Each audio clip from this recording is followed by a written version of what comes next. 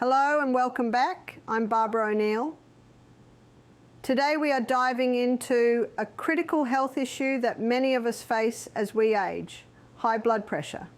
Managing blood pressure is vital for maintaining overall health and reducing the risk of serious conditions like heart disease and stroke. As we get older, our bodies undergo changes that can make it harder to keep blood pressure in check. But the good news is that there are practical steps we can take to manage it effectively. So join me as we delve into the causes and risks of high blood pressure and explore science-backed tips and strategies to help you keep it under control and live a healthier life. So what causes damage to the arterial wall? The arterial wall is made up of little endothelium cells, and they get damaged quite easily. So environmental poisons, chemicals, damage the cells. Cigarette smoke. In fact, in a cigarette there's 4,000 chemicals, more chemicals. Chemicals in clothing, chemicals in laundry detergents, chemicals in food. They're all coming in, contributing to the damage. What also damages is mercury. Mercury is a neurotoxin. It can damage the arterial walls. What can also damage the arterial walls is mould. Mould is a toxic poison. So who's going to plug up the holes, students? LDL. That's its role.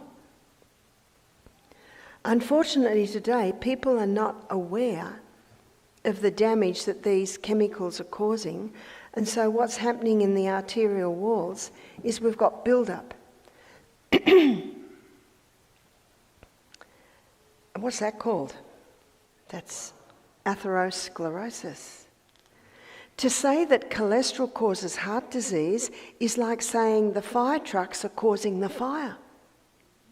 Well, they must be. Have you noticed they're the one common denominator at every fire? God made the liver to make cholesterol for a purpose. It's just doing its job. Something else comes into the equation. There are little protein molecules floating all through our blood. And when someone's on a very high carbohydrate diet, high sugar diet, there's got excess glucose floating through the blood. And it connects with these little protein molecules and becomes sticky. And it sticks. They stick to the walls of the arteries. And what they can do is they can get dislodged and there's the blockage. That's the number one cause of a stroke if it's in the carotid arteries. It's the number one cause of a heart attack happening in the heart muscle. So can you see by what I've shown you here, it's not one thing that causes heart disease, it's a whole lot of little things.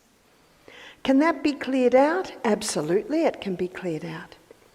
You might have heard of a very famous American doctor. Her name's Dr. Agatha Thrash. She's passed now, but her and her husband started Uchee Pines. She used to tell the story of a lady that came to their retreat who was an alcoholic. She was in her, I think, early 70s. She had a total turnaround at the health retreat. She went through the detox program. She gave her heart to God. And she said to Agatha, "I don't want to leave." And Agatha said, "I think we can make a place for you here." And she helped out. After 10 months, the lady had a stroke and she died. I think an embolism had burst in her brain. So Agatha Thrash did a post-mortem on her. And she said her arteries were clear.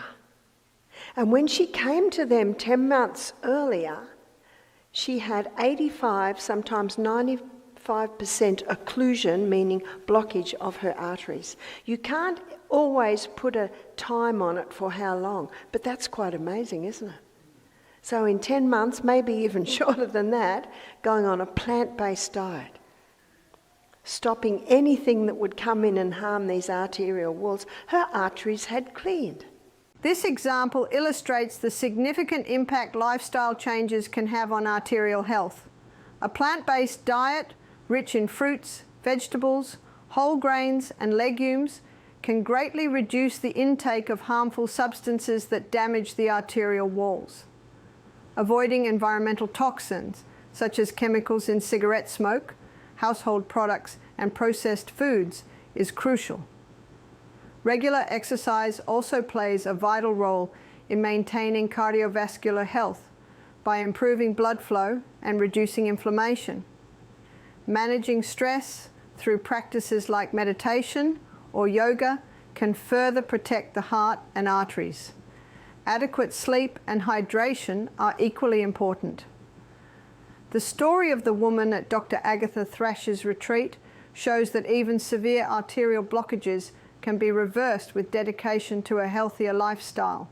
But in his book, The Great Cholesterol Con, Dr. Malcolm Kendrick, who's a British cardiovascular surgeon, notice the title of his book, The Great Cholesterol Con. He said for the first time, normal levels of a normal vital body substance is being called a disease. He said there is no proof. There is no proof that cholesterol causes heart disease. Now that's shocking. I have a few books. One's called The Great Cholesterol Lie by Dr. Dwight Lundell, another cardiovascular surgeon. The Great Cholesterol Deception by Dr. Peter Dingle, he's a PhD in Australia. The Great Cholesterol Hoax, The Great Cholesterol Myth by Johnny Bowden. We're running out of words. It's not cholesterol. And it's not fat. If it was fat, the Maasai would be dying like flies. They live on meat, blood, and milk. Zero heart disease. And if it was saturated fat, when white man landed on the South Pacific Islands, they would have found a huge amount of heart disease and strokes in the islanders. Zero. And yet they're eating saturated fat every meal. The coconut. The French, oh, they love their butters and their cheeses and their creams. Very low heart disease. So let's have a look at what else medicine is doing to try and get heart disease down. They've lowered the levels. Did you know that 40 years ago, a cholesterol level of 300 was perfectly normal? Have we changed? We haven't changed at all. We've still got the same body. How do I know this? We had a nutritionist do our program and she's 69. She said, I've got the advantage of being in university 40 years ago. She said 40 years ago, 300 was perfectly normal. Is it perfectly normal today? We're told it's not, but it is. So if someone says to me, Barbara, my cholesterol's 290, I say, great. That's really good. The Framingham Heart Study, you've heard of it. It was a little town in the US, Framingham. It's been going for about 30 years. Probably about 40,000 people have been on the study. Some die, more come on. It was set up to prove that cholesterol causes heart disease, but it hasn't. It hasn't at all. In fact, what it did show is that people with high cholesterol levels don't get Alzheimer's. Do you need a moment's silence to digest that?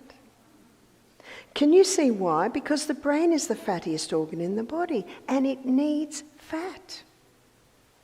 We had a midwife do our program. She was in her 80s. She said, I worked as a midwife in Africa for 40 years, and she said if something was happening with the babies while I was there, their brains weren't developing properly.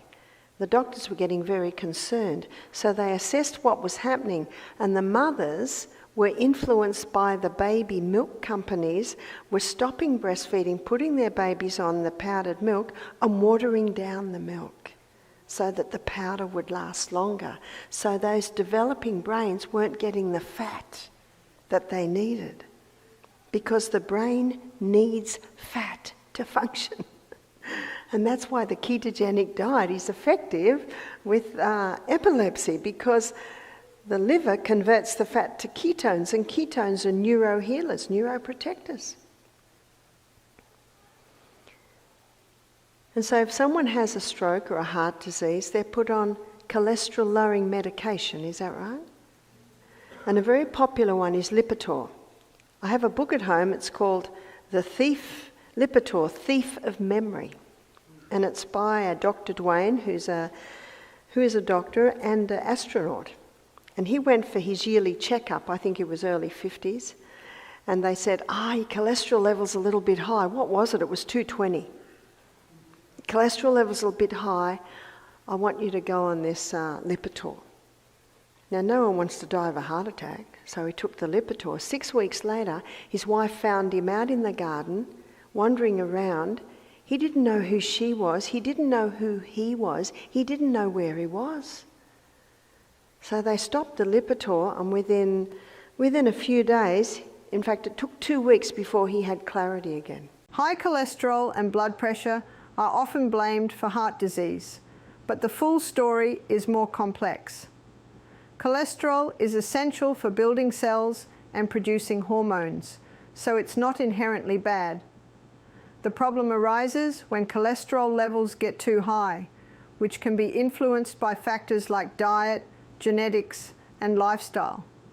High blood pressure or hypertension can damage arteries and lead to heart disease or stroke.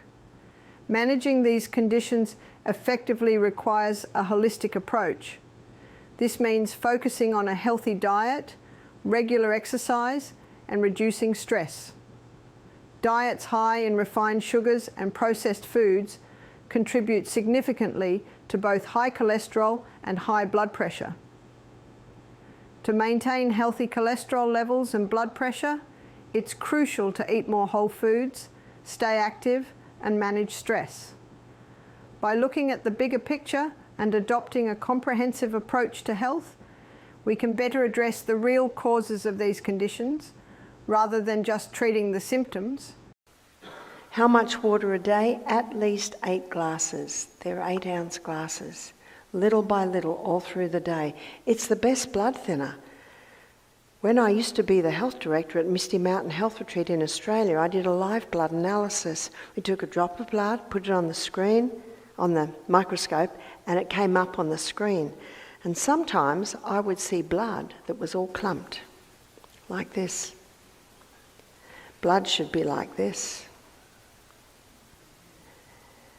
And I would always investigate, and I would find in 99% of cases the person hadn't drunk enough water. So they'd start drinking more water. I'd look at their blood 2 days later and it looks like this. Misty Mountain Health Retreat used to average 12 to 14 guests every week. This is 3 weeks a month, so years and years of looking at blood. So it's hundreds of bloods I've looked at. And as I said to you, 99% of the time, it was dehydration that caused this.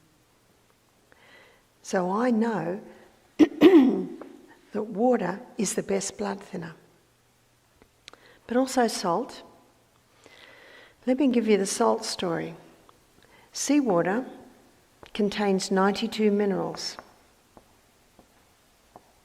Of those 92 minerals, 30% is made up of sodium and 50% is made up of chloride.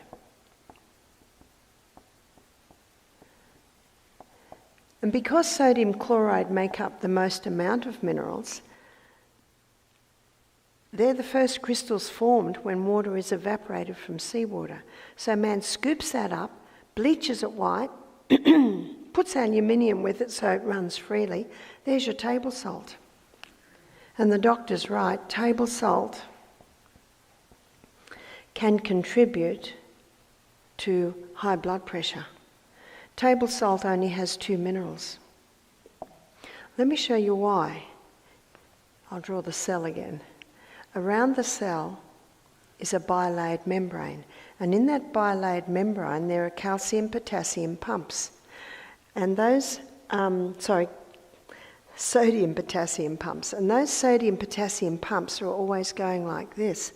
And the highest concentration of mineral outside the cell is sodium. The highest concentration inside the cell is potassium. There should be a little bit of sodium there.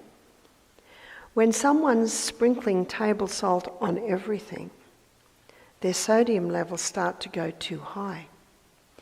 Potassium is found in all our fresh fruits and vegetables. If someone's not eating fresh fruit and vegetables, potassium levels drop. Now these two minerals are so harsh that they can kill the taste buds. That's why people put it on everything without even tasting whether it needs it or not. So what's happening when this happens, sodium going too high, potassium dropping too low? Osmosis and diffusion happens when the highest concentration merges into a lower concentration. So now we're getting sodium go too high in the cell, and that causes the cell to swell. There's your high blood pressure. Dr. Lilangre, he's a French doctor, he's written a whole book on salt. He said, we have no problems with salt in France, because he said in France, we have hand-harvested sea salt. It's called Celtic salt.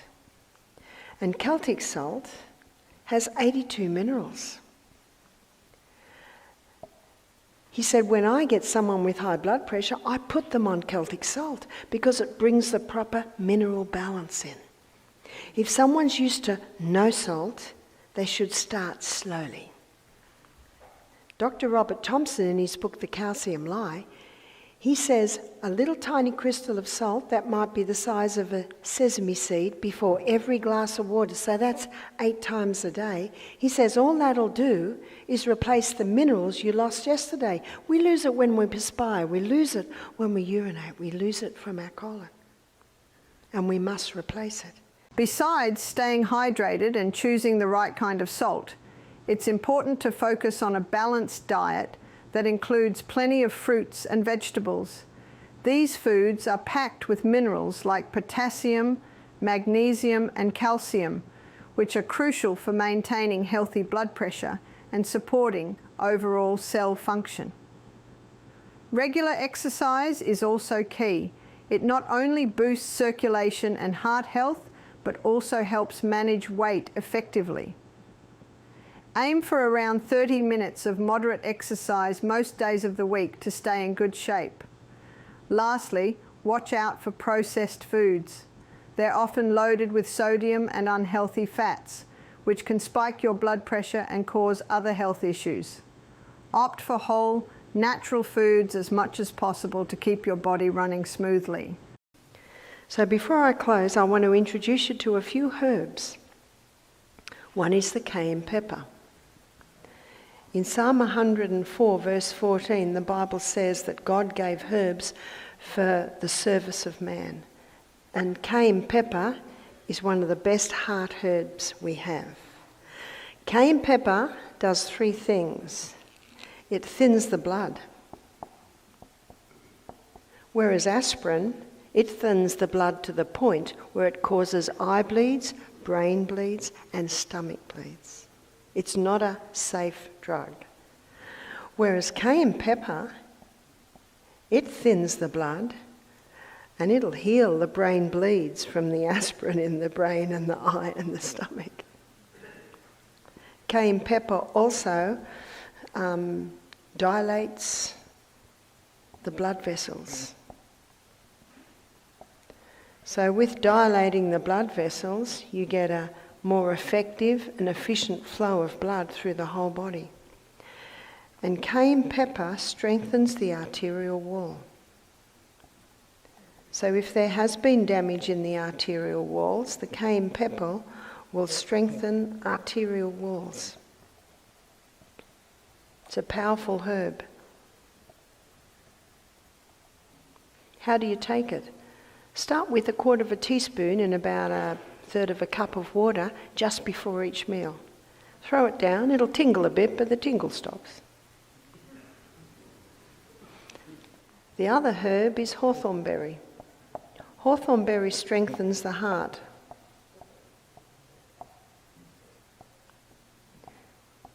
In fact, if the blood pressure's low, it'll bring it up. If it's high, it'll bring it down. Remember Psalm 104 verse 14, God made herbs for the service of man. The hawthorn berry comes in, and whatever your body needs to do, whatever your heart needs to do, it will work with that. So You can take it in many ways. You can take it as a herb tea. If you take it as a herb tea, being a dried berry, it needs to be gently simmered. And the rule of thumb is 2 teaspoons to a cup of water, and ideally you would have a litre of that a day. Or you can buy it in a capsule form or a tablet form, and you can take up to 4,000 milligrams a day. It's a very safe herb, and you can use it even in conjunction with blood pressure medication. So I'll give you the story of Henry to show you what he did. He was a retired judge. He came to our health retreat a few years ago now. He was, I think, 69, and he was on 6 medication. He was on medication for high blood pressure, for blood thinning, for blood cholesterol, for blood sugar, for gout, and for stomach ulcers. So he's on 6 medications. I said, "Are you interested in stopping your medication?" He said, "No, I'm very happy with my medication. Thank you very much. I always respect everyone's right for what they choose to put into their body. And shouldn't we? It's our God-given right." But we gave him hawthorn berry tea a day. We gave him a litre to drink through the day. Thank you for joining me today as we explored the crucial topic of high blood pressure. Remember, managing your blood pressure is key to safeguarding your health and well-being, especially as we age. By making informed choices about your diet, staying active, and prioritizing your overall health, you can take proactive steps towards maintaining healthy blood pressure levels. If you found this information helpful, don't forget to like, subscribe, and share this video with others who might benefit. Together, we can empower ourselves with knowledge and strive towards a healthier future. Take care, and I look forward to seeing you next time.